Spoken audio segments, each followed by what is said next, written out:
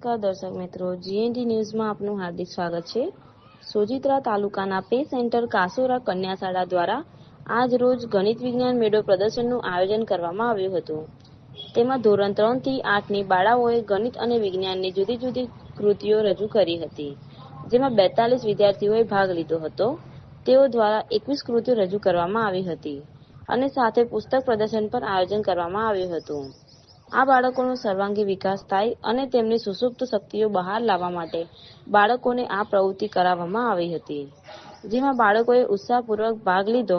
બાળકોએ એમના સ્વપ્રયત્ને સુંદર કૃતિઓ રજૂ કરી અને સારો એવો દેખાવ પણ કર્યો હતો। બાળકોનો બોલવાનો પ્રતિસાદ પણ સારો હતો।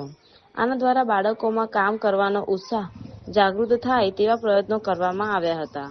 આ કૃતિઓમાં પાણી બચાવો, જ્વાળામુખી, સૂર્યમંડળ, ગણિતમાં પણ એકી સંખ્યા, બેકી સંખ્યા, અવયવ, ટ્રાફિક સિગ્નલના નિયમો, મોડેલ ઘડિયાળ, એટીએમ, ચકડોળ, જુદા જુદા ફૂલોની સમજ અને એની સુગંધ જેવા જુદા જુદા મોડેલ રજૂ કરવામાં આવ્યા હતા અને દરેક બાળકોનો પ્રોત્સાહન ઇનામ પણ આપવામાં આવ્યું હતું।